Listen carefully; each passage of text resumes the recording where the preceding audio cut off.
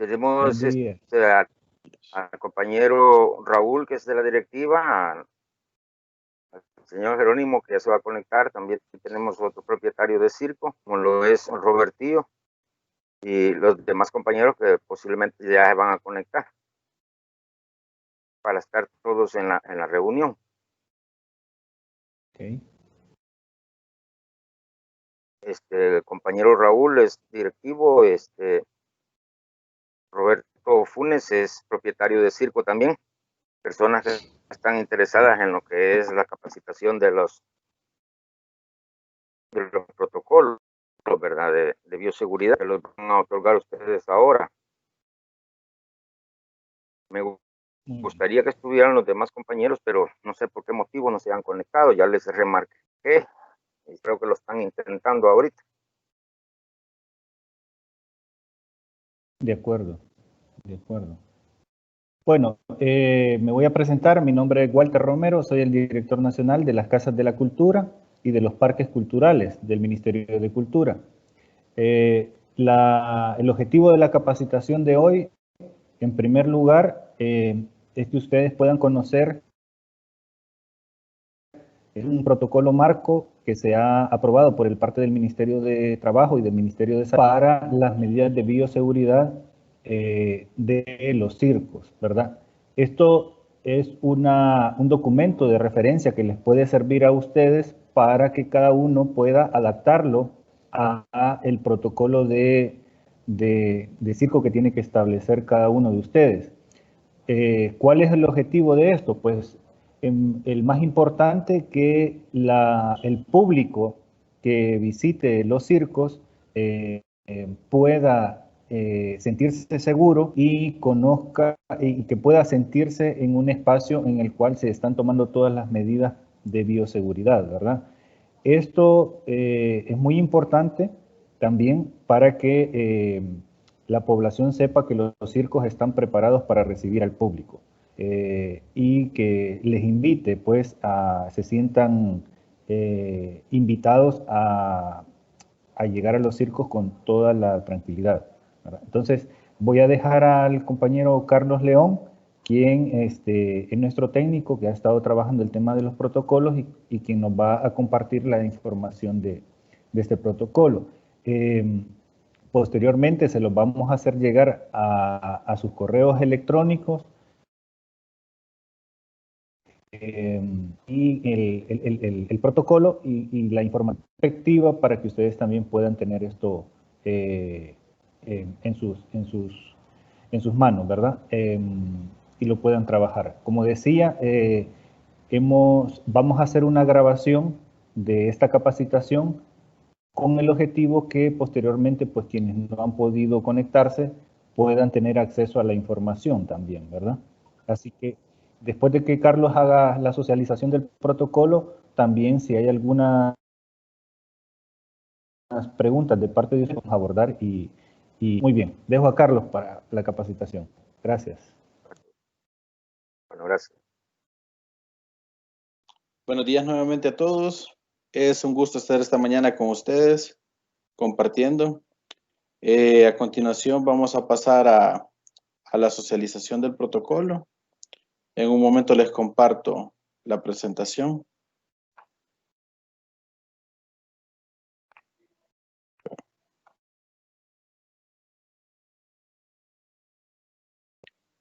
¿Me indican si la pueden ver, por favor? Ok. Sí, sí se ve.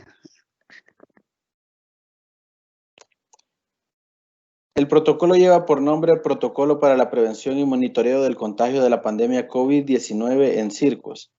Es muy importante recalcar que este protocolo ha sido aprobado y avalado por el Ministerio de Trabajo y Previsión Social, que busca que se mantengan los mayores estándares de bienestar y de protección a los trabajadores en todas las áreas. Como objeto de presentación tenemos proporcionarles a ustedes un instrumento que les ofrezca una guía de la bioseguridad para evitar la transmisión del virus en sus lugares de trabajo, durante ensayos o presentaciones. Primero que todo necesitamos conocer cuáles son los síntomas principales de la enfermedad del COVID-19, que son tos, fiebre y cansancio. aunque también en otras personas se puede presentar la congestión nasal, diarrea, dolor de cabeza, dificultad para respirar, fatiga, dolor de garganta, secreción nasal. Ante cualquiera de estos síntomas, lo adecuado es marcar al 132, que es el número del sistema de emergencias médicas, y ellos le indicarán los pasos a seguir de acuerdo a los protocolos establecidos por el Ministerio de Salud. Debemos de conocer las maneras de contagio que tiene también esta enfermedad. Se puede realizar por contacto directo o por contacto indirecto. Por contacto indirecto podemos entender como la vía aérea, que es por el contacto con secreciones también. Y desde aquí empezamos a ver la importancia del distanciamiento social, que debe de ser de por lo menos de 1 metro y deseablemente de 2 metros. Permítanme un momento, voy a aceptar otras personas que están.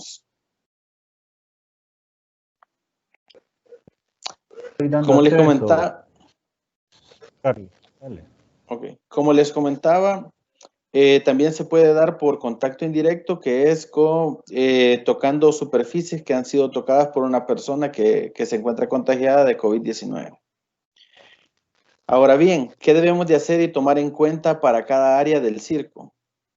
Al momento del ingreso es importante colocar la señalética que indique las condiciones de limpieza y desinfección.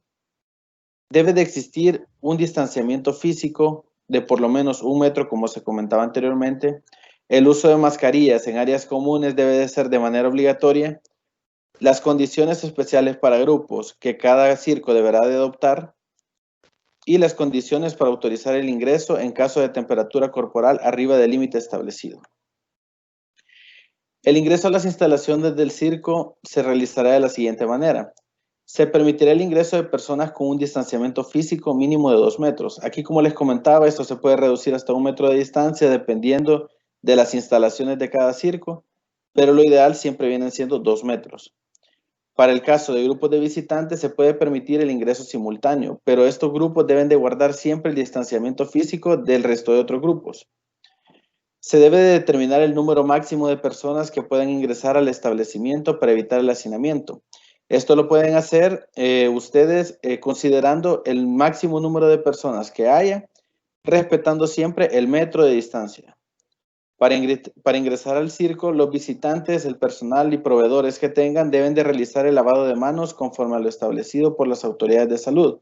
En el caso de ustedes de que se andan movilizando alrededor de todo el país y en el caso de que no pudieran tener la disponibilidad de agua para todas las personas, deberán de proporcionarle a todos los visitantes por lo menos una solución alcohólica del 70%, o también conocido como alcohol gel.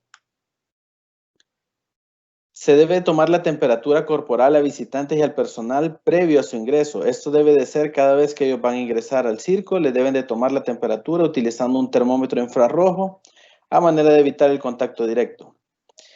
Se debe de colocar también un recipiente para que se pueda dar la desinfección de la suela del calzado.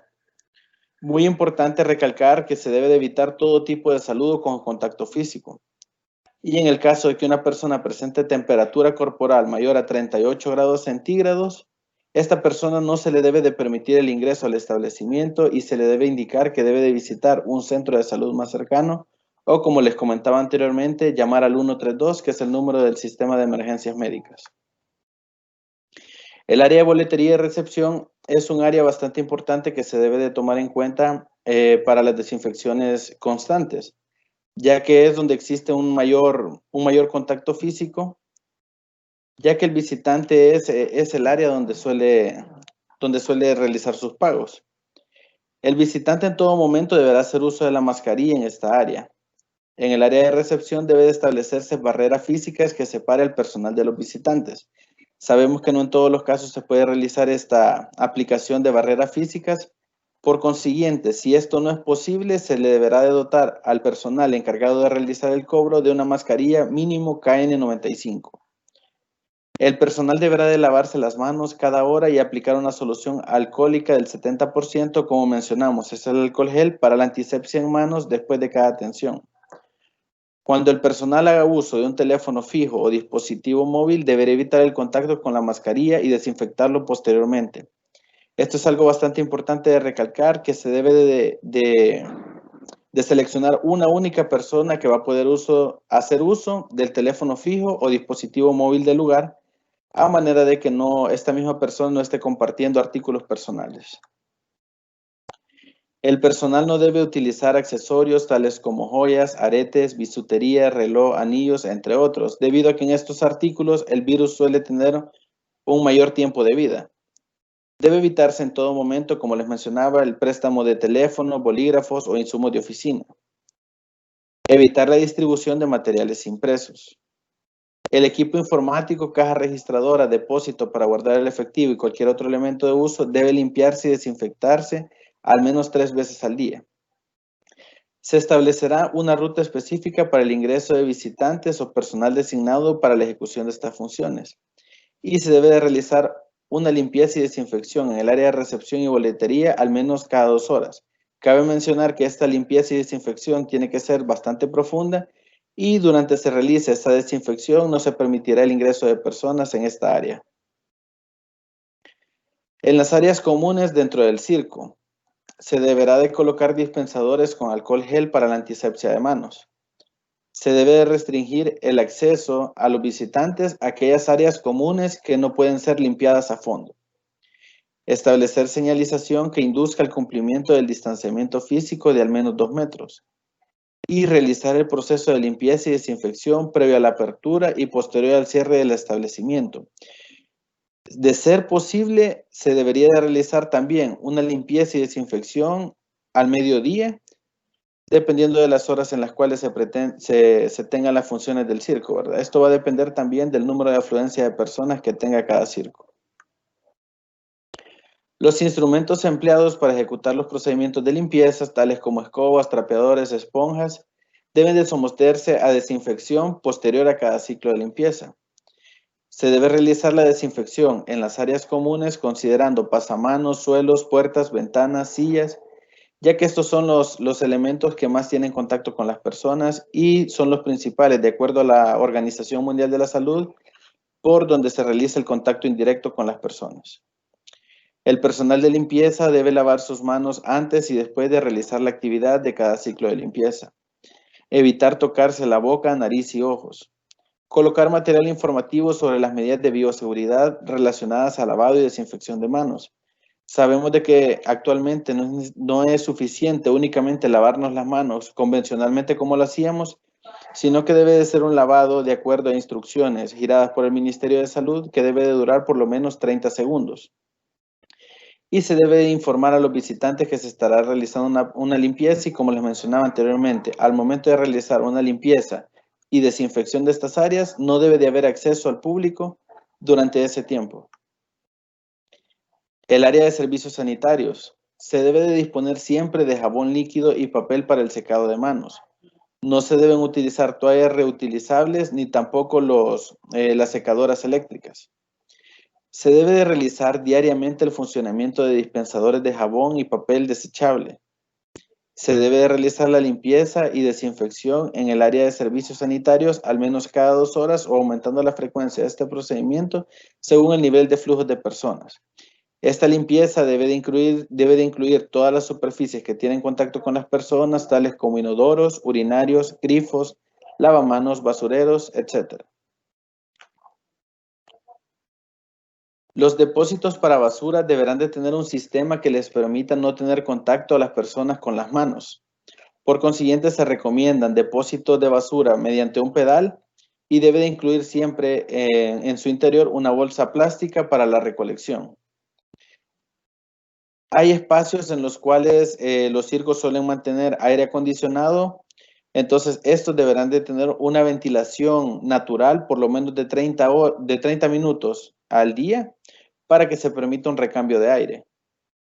El personal de limpieza siempre debe de lavar sus manos antes y después de realizar todas las operaciones anteriormente mencionadas. Y se recomienda también la utilización de guantes de nitrilo, de PVC o de neopreno.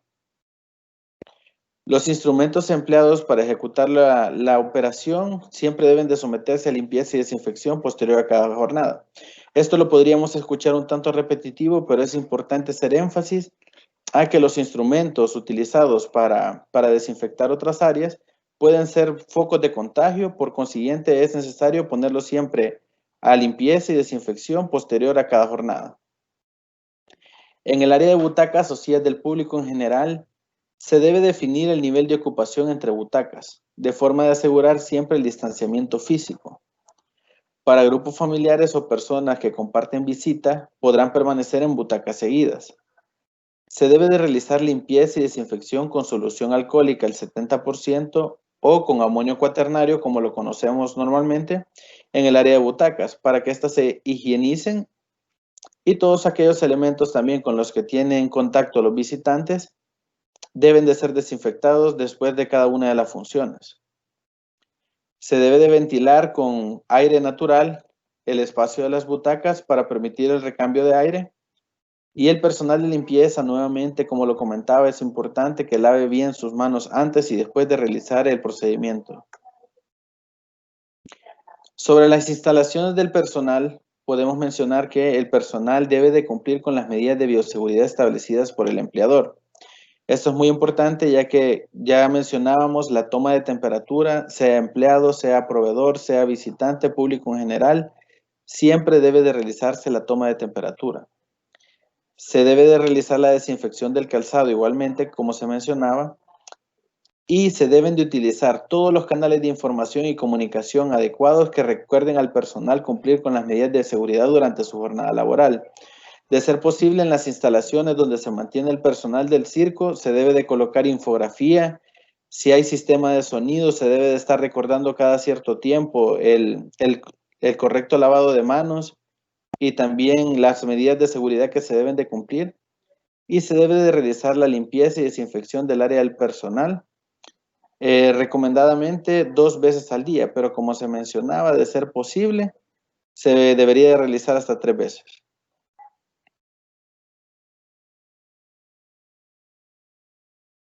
Se debe realizar el lavado de manos antes de ingresar a las instalaciones a iniciar labores durante la jornada laboral. También es bueno retomar, ¿verdad?, de que si no contamos con el agua, nuevamente necesitamos el alcohol gel. Se deben de disponer casilleros que permitan almacenar la ropa de uso diario y objetos personales, de manera que los objetos de un trabajador no se junten con los de otro para evitar la propagación del virus por medio de contacto indirecto. El personal deberá de lavarse las manos luego del cambio de ropa. En caso de no ser posible, se debe disponer la solución alcohólica al 70%. El personal debe hacer un uso adecuado del EPP, que significa el equipo de protección personal para la ejecución de sus actividades. Ahora bien, tenemos que conocer también de qué manera nosotros vamos a darle seguimiento y control de las condiciones de salud de nuestro personal.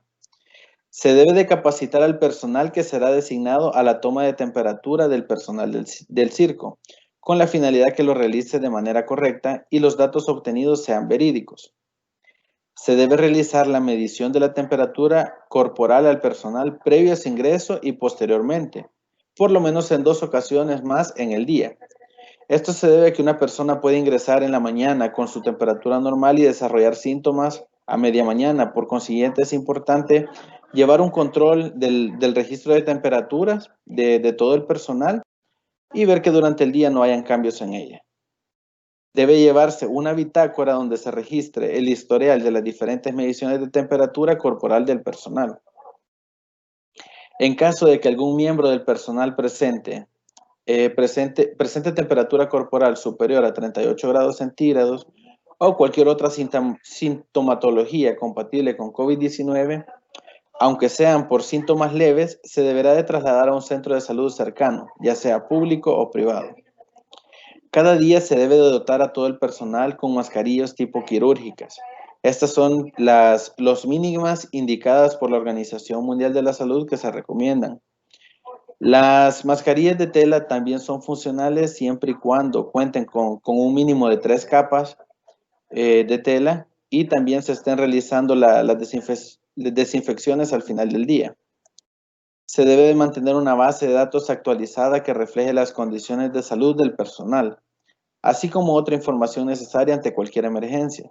Si es posible, se debe de realizar un perfil para cada empleado sobre las medicinas a las que es alérgico, si tiene alguna enfermedad crónica y todo su historial médico de ser posible. El circo debe prepararse para proteger al personal más vulnerable, siendo ellos personas mayores de 60 años, personas con enfermedades crónicas, trabajadoras embarazadas, en puerperio o lactancia exclusiva. De preferencia, toda persona mayor de 60 años o con alguna enfermedad crónica no debería de presentarse todavía a trabajar. Al momento de que el personal se retire de las instalaciones del circo, es importante desechar la mascarilla utilizada durante la jornada y se le debe de brindar una nueva para el traslado hacia su hogar. Se debe de lavar las manos antes de retirarse y realizar la medición de su temperatura corporal. Debe de hacer una limpieza y desinfección del equipo de protección visual en caso de ser previsto. En el caso de la protección visual es importante mencionar que es bastante importante dotarla para las personas que tienen contacto directo con el público en general. Y se debe de disponer de una bolsa plástica para llevar su ropa de trabajo. Ahora llegamos a los requisitos generales para crear un plan de contingencia en los circos. El propietario o dirección del circo debe de definir las responsabilidades y autoridades dentro de la organización para poder ejecutar el plan de contingencia cuando se requiera. Si es posible, crear un mini comité de salud ocupacional dentro del circo.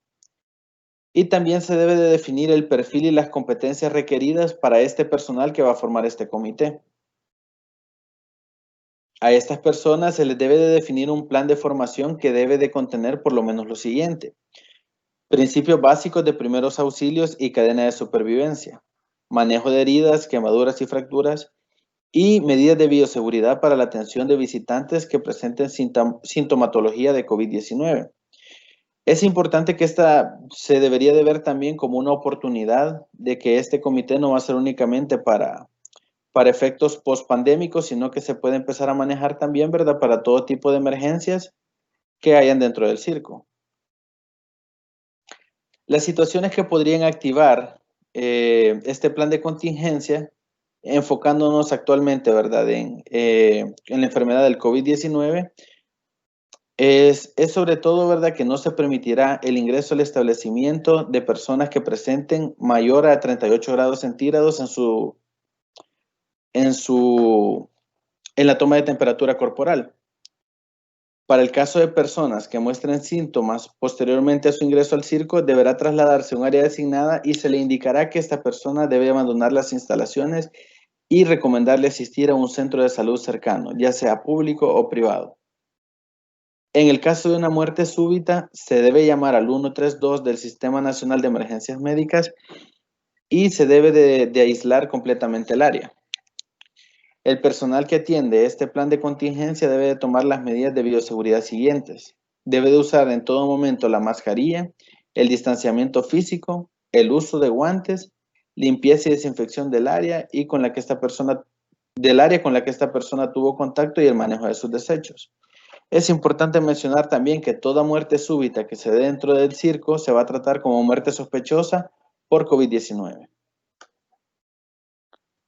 Debemos de conocer también cómo vamos a desechar, qué gestión le vamos a dar a los desechos que produzcamos. Al hablar de desechos, nos referimos a los bioinfecciosos. Para eliminar los desechos, el circo debe colocar depósitos con tapadera para el almacenamiento de los desechos generados. Estos deben incluir bolsa plástica en su interior. Y se debe evitar en todo momento de que los basureros tengan contacto con las manos de los visitantes, ¿verdad? Por lo que nuevamente se recomienda un basurero de apertura por pedal. Se deben colocar y rotular de manera visible basureros para que los visitantes y el personal depositen mascarillas, guantes y otros equipos. Estos basureros serán únicamente exclusivos para el desecho de material bioinfeccioso. La bolsa de los basureros no deberá de llenarse más allá de los 2/3 de su capacidad antes de ser sustituida.